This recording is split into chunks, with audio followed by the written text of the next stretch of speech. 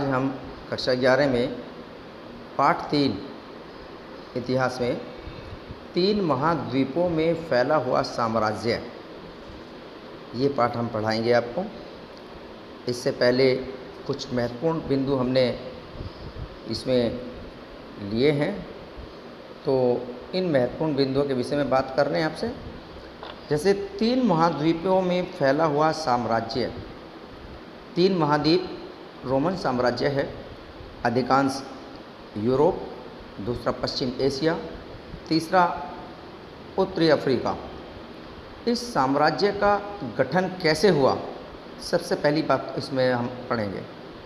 दूसरा कि कौन कौन सी शक्तियाँ थी, इन तीनों में शक्तियों में आपस में संघर्ष होता रहता था, या क्या बात थी और किन कारणों से ये एक साम्राज्य का गठन हुआ, तो वो बात हम इस पाठ में पढ़ेंगे। दूसरा है किन राजनीतिक ताकतों के कारण ये विस्तार हुआ, जो अपने अपने साम्राज्य एकत्र किए, इन्होंने एक संगठित किए, और वो साम्राज्य किन राजनीतिक ताकतों के कारण इनका विस्तार हुआ। जैसे रोमन साम्राज्य था, तो इसमें इसके बराबर में एक और साम्राज्य था, वो ईरान का साम्राज्य था। इनमें आपस में संघर्ष होता रहता था। कुछ और एक और साम्राज्य था, तो ये किस प्रकार से आपस में संघर्ष करने के बाद और कौन कौन सी राजनीतिक शक्तियाँ थी और इनका विस्तार कैसे हुआ, ये इनके विषय में बात करेंगे। और इन साम्राज्यों में कौन से लोग थे, काम करने वाले कौन लोग थे, वो समूहों में किस प्रकार से हमने इनको विभाजित किया, इसके विषय में पढ़ेंगे। कैसे बहुत सारी स्त्रियां तथा वो कौन सी भाषाएं बोलती थी, क्योंकि स्त्रियों की दशा इस समाज में बहुत अच्छी नहीं थी, इसलिए इसके विषय में बताया जा रहेगा कि कौन कौन सी भाषाएं ये लोग बोला करते थे। साथ ही ये दास प्रथा, इनमें दास प्रथा भी थी कि किस प्रकार से दास प्रथा का प्रचलन हुआ, आगे कैसे बढ़ी, इसके विषय में। और इन सारी बातों को हमें कैसे पता चलता है, इसके लिए पाठ्य सामग्री है। पाठ्य सामग्री के वर्ष वृत्तांत, जो पूरा चैप्टर होता है उसमें क्या क्या बातें लिखी होती हैं, उस वृत्तांत के अनुसार पढ़ करके हमें पता लगता है। पत्र व्याख्यान हैं, पत्रों के माध्यम से उस समय के कुछ पत्र लिखे हुए मिलते हैं, उनके फोटोग्राफ्स होते हैं, उनके द्वारा मिलते हैं। कानून व्यवस्था किस प्रकार की थी, किस प्रकार से वार्तालाप होता, प्रवचन हुआ करते थे, आपस में बातचीत किया करते थे, ये सारी बातें होती हैं। प्रलेख और दस्तावेज, जो प्रलेख लिखते किस चीज़ पर थे, हमें कैसे प्राप्त हुए, तो इस समय जो दस्तावेज होते थे, वो प्रलेख या दस्तावेज किस प्रकार से प्राप्त होते, पांडुलिपियाँ कौन सी थी। तो एक पौधा होता था, पेपराइज नाम का, पेपरीज घास टाइप का एक पौधा होता था, बड़ा पौधा होता था। उस पौधे से ये कागज़ कुछ इस प्रकार का उनको पीस करके तैयार करके कुछ ऐसा वो बनाया गया था, जिसके ऊपर वो अपना उन पांडुलिपियों पर वो लिखा करते थे, वही पांडुलिपियाँ कहलाई। भौतिक अवशेष पत्थर की शिलाओं पर भी हमें लिखे हुए शब्दों को मिले हैं, इमारतों पर मिले हैं।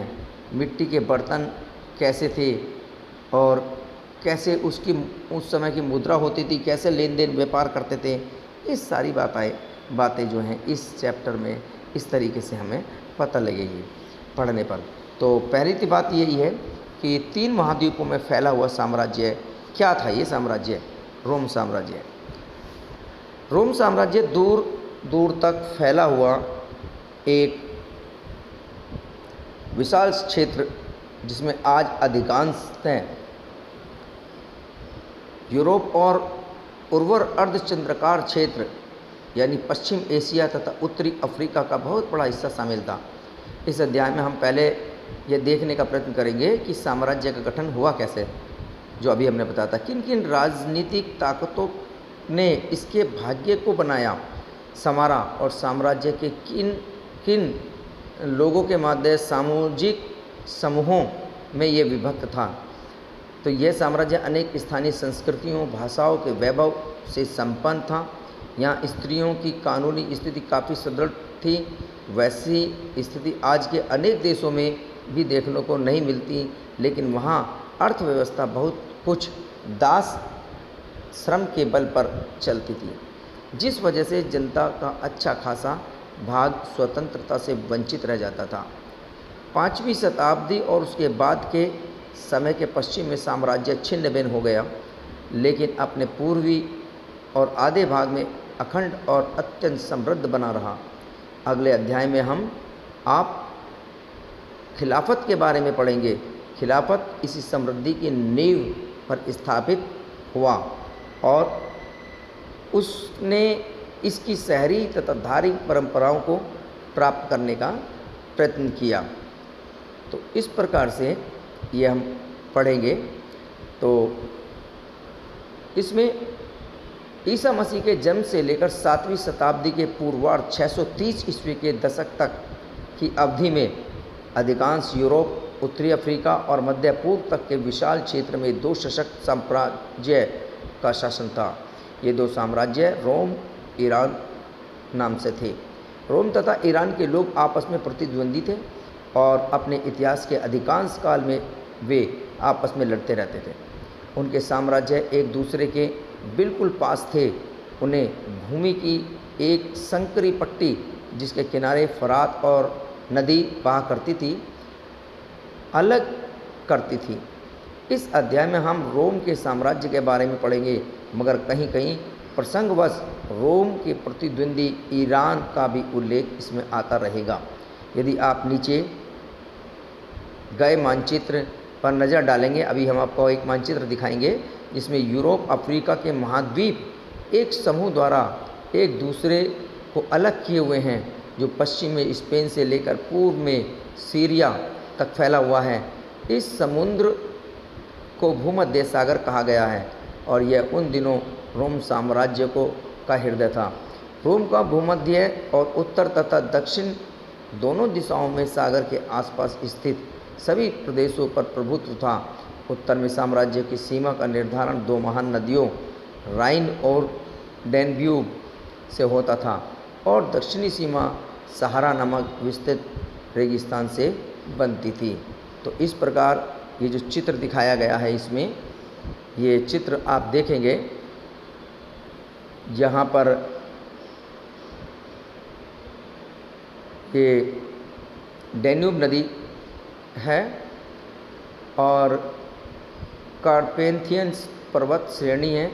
इधर नीले रंग में एक छोटा सा हिस्से में काला सागर है, एग्बिन सागर, हिप्पोनियम, आयोनियन सागर, और इनसे आगे चलते हैं तो रोम और नेपल्स, टिरेनियन सागर, भूमध्य सागर ये पड़ता था।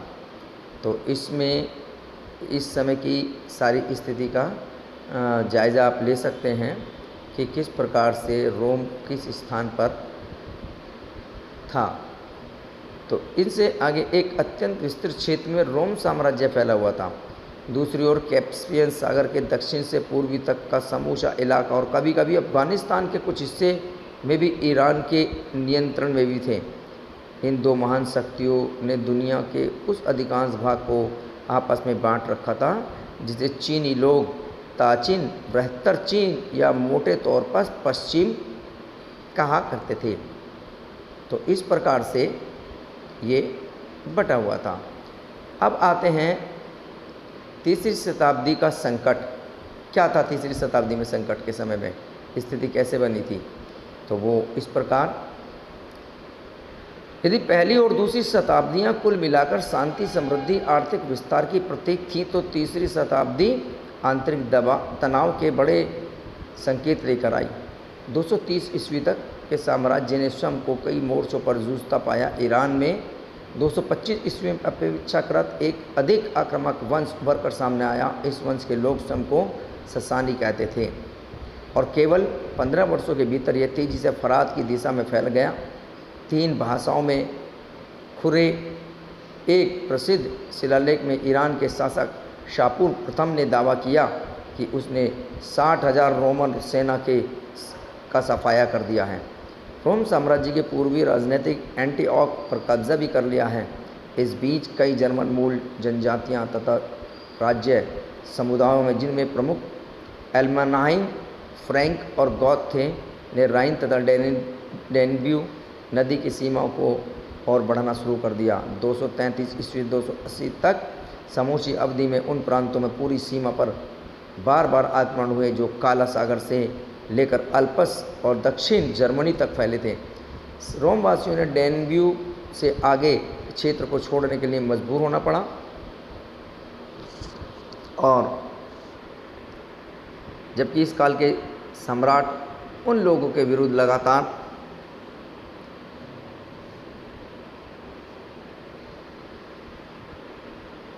युद्ध करते रहे, जिन्हें रोमवासी या विदेशी बर्बर के नाम से जानते थे। तीसरी शताब्दी में थोड़े थोड़े अंतर में अनेक सम्राट 47 वर्षों तक 25 सम्राट आए, सत्तासीन हुए, जो इस तथ्य का स्पष्ट सूचक हैं कि इस अवधि में साम्राज्य के बेहद तनाव की स्थिति से गुजरना पड़ रहा था। लिंग साक्षरता संस्कृति। रोमन साम्राज्य की अपेक्षाकृत अधिक आधुनिक विशेषताओं में से एक विशेषता यह थी कि इन दिनों एकल परिवार का व्यापक रूप से चलन था। वयस्क पुत्र अपने पिता के परिवारों के साथ नहीं रहते थे और वयस्क भाई बहुत साझे परिवार में रहते थे। दूसरी ओर दासों को परिवार में सम्मिलित किया जाता था, क्योंकि रोमानिया वासियों के लिए परिवार की यही अवधारणा थी। सामान्यतः गणतंत्र के परवर्ती काल प्रथम शताब्दी ईस्वी पूर्व तक विवाह का रूप ऐसा था कि पत्नी अपने पति को अपनी संपत्ति हस्तांतरित नहीं करती थी, किंतु अपने पैतृक परिवार में वह अपने पूरे अधिकार बनाए रखती थी। महिला का दहेज वैवाहिक अवधि के दौरान उनके पति के पास चले जाना होता था। महिला अपने पिता की मुख्य उत्तराधिकारी बनी हुई थी। अपने पिता की मृत्यु होने पर उनकी संपत्ति स्वतंत्र मालिक बन जाती थी वह महिला। इस प्रकार रोम की महिलाओं की संपत्ति के स्वामित्व का संचालन में व्यापक कानूनी प्राप्त अधिकार थे। दूसरे शब्दों में कानून के अनुसार पति पत्नी को संयुक्त रूप से एक वित्तीय हस्ती नहीं बल्कि अलग अलग दो वित्तीय हस्तियां माना जाता था। पत्नी को पूर्ण वैदिक स्वतंत्रता प्राप्त थी। तलाक देना अपेक्षाकृत आसान था और इनके लिए पति अथवा पत्नी का द्वारा केवल विवाह भंग करने के इरादे की सूचना देना काफ़ी था। दूसरी और पुरुष 28, 29, 30, 32 की आयु में विवाह करते थे, जबकि लड़कियों की शादी 16 से 18 व 22 से 23 साल की आयु में हो जाती थी। इसलिए पति और पत्नी के बीच आयु का अंतराल बना रहता था। इसमें असमानता और कुछ बढ़ावा मिला होगा। विवाह आज तौर पर परिवार द्वारा नियोजित होते थे, उनमें से कोई संदेह नहीं था। महिलाओं पर उनके पति का अक्सर हावी होना रहता था। महान कैथोलिक बिशप ऑगस्टीन, जिन्होंने अधिकांश जीवन उत्तरी अफ्रीका में बिताया था, ने लिखा है कि उनकी माता उनके पिता द्वारा नियमित रूप से पिटाई की जाती थी और जिस छोटे से नगर में वे बड़े हुए वहाँ अधिकतर पत्नियाँ इसी तरह का कार्य करती थीं। अपने शरीर पर लगी खरोंचें दिखाती थी। अंततः पिताओं का अपने बच्चों पर अत्यधिक कानूनी नियंत्रण होता था। कभी कभी तो दिल दहलाने वाली सीमा तक यह कार्य हो जाता था।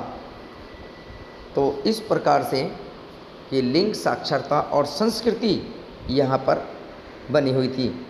साक्षरता की स्थिति में यह निश्चित है कि काम चलाऊ साधारणता की दरें साम्राज्य के विभिन्न भागों में काफ़ी अलग अलग उदाहरण थे।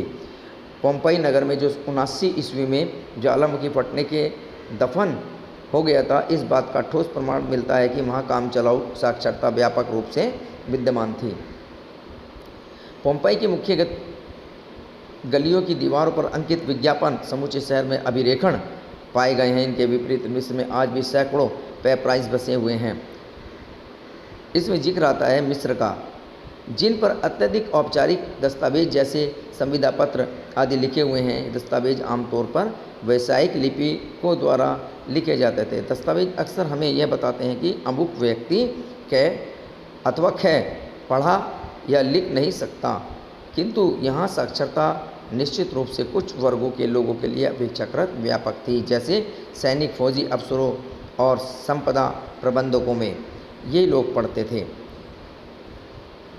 संस्कृति के विषय में रोम साम्राज्य में विविधता के कई रूप में स्तरों में दिखाई देती है, जैसे धार्मिक संप्रदाय, स्थानीय देवी देवताओं की भरपूर विविधता, बोलचाल की अनेक भाषाएं, वेशभूषा, विविध शैलियाँ, तरह तरह के भोजन, सामाजिक संगठन, यहाँ तक कि उनकी बस्तियों के अनेक रूप, आरामाइक, निकटवर्ती पूर्व, कम से कम फरात और के पश्चिम में का प्रमुख भाषा समूह, मिस्र के कॉप्टिक, उत्तरी अफ्रीका में फ्यूनिक तथा बर्बर और स्पेन तथा उत्तर पश्चिम में केल्टिक भाषा बोली जाती थी। परंतु उनमें से बहुत सी भाषाएं संस्कृति पूर्ण रूप से मौखिक थीं। वे कम से कम तब तक मौखिक नहीं थीं जब तक उनके लिए एक लिपि का आविष्कार नहीं किया गया। उदाहरणतः आर्मेनियाई भाषा को भी लिखना। इस प्रकार की आर्थिक, सांस्कृतिक, साक्षरता और लिंग की स्थिति इस समय थी। बैंकिंग व्यवस्था और धन का व्यापक रूप से प्रयोग होता था इस समय।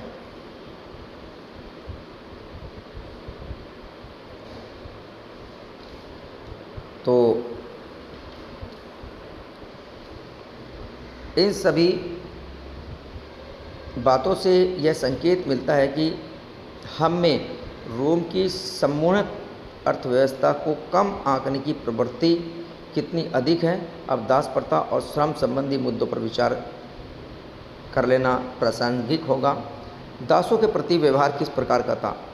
कुछ समय बाद शहर के शासक ल्यूसियस पेडेनियम सेकंड्स का और उनके दास ने कत्ल कर दिया।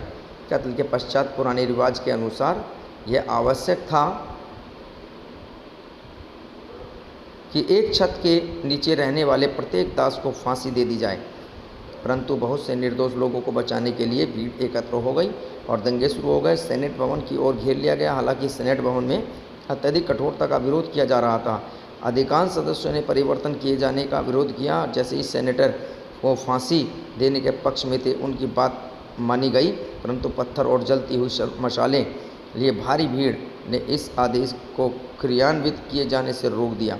नीरो ने अभिलेख द्वारा इन लोगों को फटकार लगाई। उन सारे मार्गों पर सेना लगा दी जहां सैनिकों के साथ दोषियों को फांसी पर चढ़ाने के लिए ले जाया जा रहा था। तो इस प्रकार का एक प्रासंगिक प्रसंग आपको सुनाया। भूमध्य और निकटवर्ती पूर्व पश्चिम एशिया दोनों ही क्षेत्रों में दासता बढ़ती जा रही थी। 4वीं शताब्दी में ईसाई धर्म में राज्य धर्म बनाने के बाद भी गुलामी की प्रथा को कोई गंभीर चुनौती नहीं दी गई।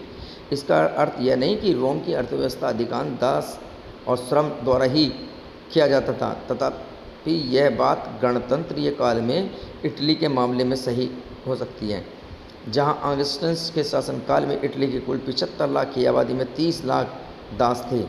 किंतु समग्र साम्राज्य में ऐसी स्थिति थी कि उन दिनों दासों को पूंजी निवेश की दृष्टि से देखा जाता था। कम से कम रोम के एक लेखक ने तो जमींदारों को ऐसे संदर्भों में उन गुलामों को इस्तेमाल न करने की सलाह दी जहां फसल की कटाई के लिए उनकी बहुत बड़ी संख्या में आवश्यकता होती थी, जहां स्वास्थ्य को मलेरिया जैसी बीमारियों से नुकसान पहुंच सकता हो। ऐसे विचार दासों के प्रति सहानुभूति पर नहीं बल्कि हिसाब किताब पर आधारित थे। एक और जहां उच्च वर्ग के लोग दासों के प्रति प्राय क्रूरतापूर्ण व्यवहार करते थे, वहीं दूसरी ओर साधारण लोग उनके प्रति कहीं अधिक सहानुभूति रखते थे। नीरो के शासनकाल में घटी एक प्रसिद्ध घटना के बारे में अभी बताया गया है। जब पहली शताब्दी के शांति स्थापित होने के साथ लड़ाई झगड़े कम हो गए तो दासों की आपूर्ति में कमी आने लगी और दास श्रम का प्रयोग करने वालों को दास प्रजनन अथवा वेतन भोगी मजदूरों जैसे विकल्पों का सहारा लेना पड़ा। वेतन भोगी मजदूर सस्ते पड़ते ही थे और उन्हें आसानी से छोड़ा या रखा जा सकता था। वास्तव में रोम में सरकारी निर्माण कार्यों पर स्पष्ट रूप से मुक्त श्रमिकों का व्यापक प्रयोग किया जाता था, क्योंकि दास श्रम का बहुत आयत प्रयोग बहुत महंगा पड़ता था। भाड़े के मजदूर विपरीत गुलाम श्रमिकों को वर्ष भर रखने के लिए भोजन देना पड़ता था और उनके अन्य खर्चे भी उठाने पड़ते थे, जिनसे इन गुलाम श्रमिकों को रखने की लागत बढ़ जाती थी। इसलिए संभवतः बाद की अवधि में कृषि क्षेत्र की अधिक संख्या में गुलाम मजदूर नहीं रहे, कम से कम पूर्ति प्रदेशों में तो ऐसा ही हुआ।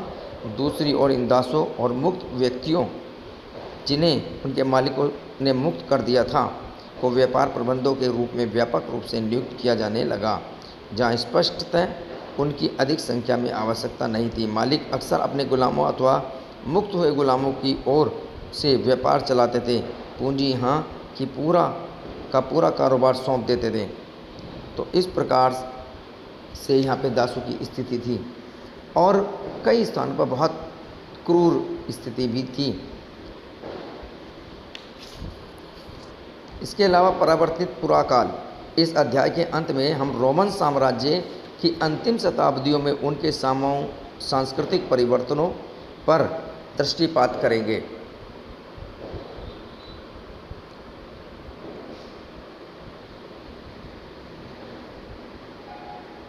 परवर्ती पुराकाल शब्द का प्रयोग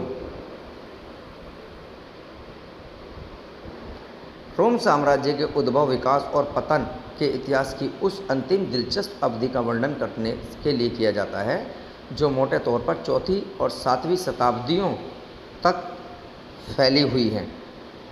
यहाँ तक कि चौथी शताब्दी स्वयं भी अनेक सांस्कृतिक और आर्थिक हलचलों से परिपूर्ण थी। सांस्कृतिक स्तर पर इस अवधि में लोगों के धार्मिक जीवन में अनेक महत्वपूर्ण परिवर्तन हुए, जिनमें से एक था सम्राट कॉन्स्टेंटाइन द्वारा ईसाई धर्म को राजधर्म बना लेना का निर्णय, और दूसरा था सातवीं शताब्दी में इस्लाम का उदय।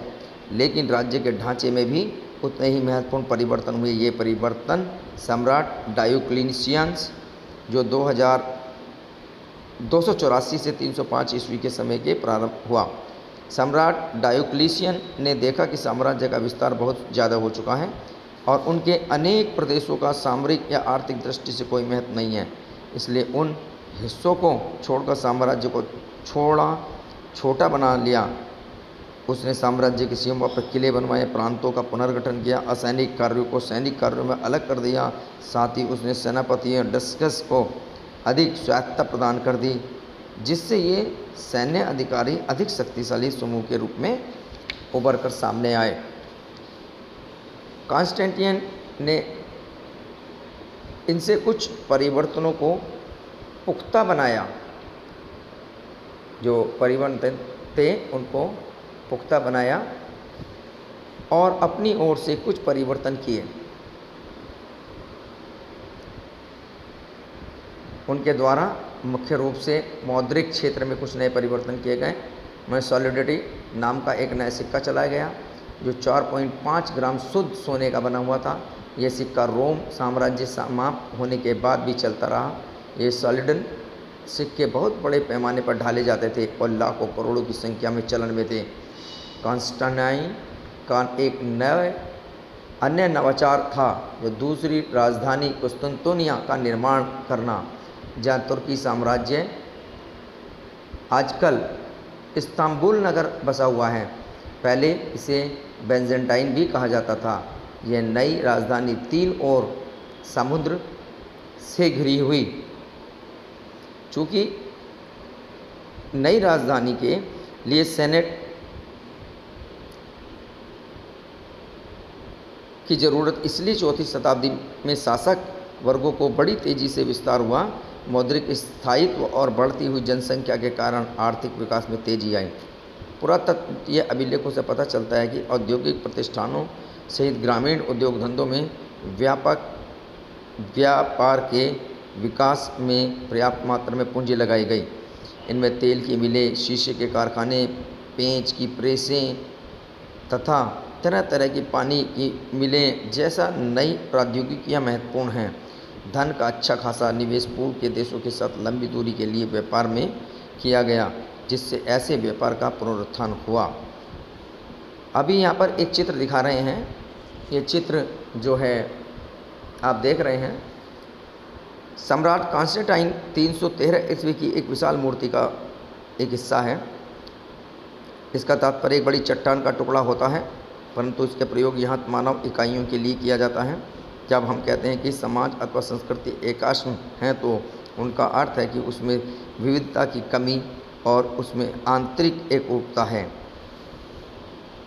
तो इस प्रकार से ये जो पाठ है इसमें आगे चल कर के अरब प्रदेश से शुरू होने वाले इस्लाम का विस्तार भी हुआ। प्राचीन विश्व इतिहास की सबसे बड़ी राजनीतिक क्रांति कहा जाता है इसे।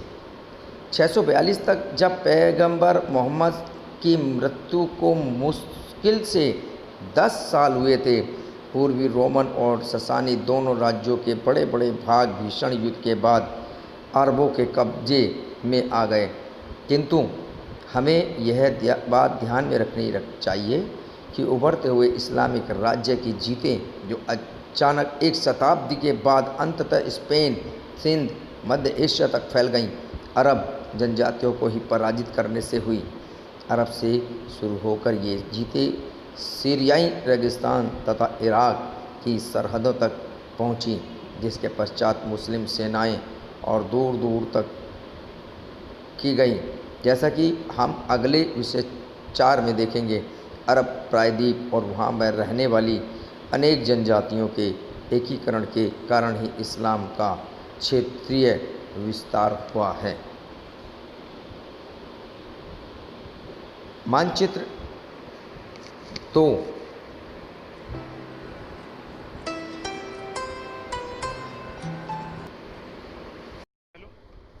हाँ ऊपर आ जाए। हेलो, ऊपर आ जाओ।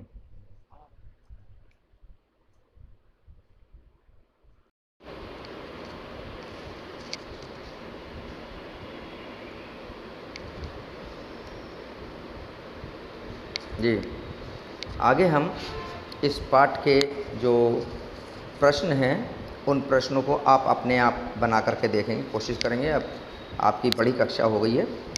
जो हमने शुरू में प्रारंभ में टाइटल दिया था कि इस साम्राज्य का गठन कैसे हुआ, किन राजनीतिक ताकतों के कारण विस्तार हुआ, कौन से लोग थे, समूहों ने विभाजित थे, ये स्त्री की दशा कैसी थी, दास प्रथा कैसी थी, पाठ्य सामग्री किस प्रकार प्राप्त हुई, प्रलेख दस्तावेज किस प्रकार प्राप्त हुए, भौतिक अवशेष किस प्रकार के थे, ये सारी बातें जो हैं उनके आधार पर आप अपने शब्दों में अपने आप इसका आंसर लिखेंगे। धन्यवाद।